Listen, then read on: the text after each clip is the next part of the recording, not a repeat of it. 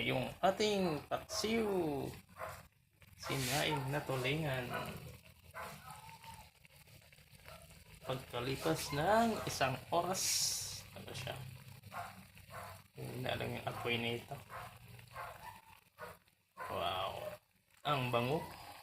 Spicy paksiw. Sinaing na tulingan. Paksiw, sinaing na tulingan.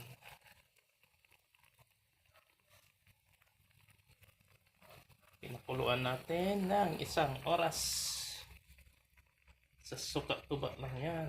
Pure suka-tuba. Na maasim. Maasim. Spicy. Yan, pwede na to.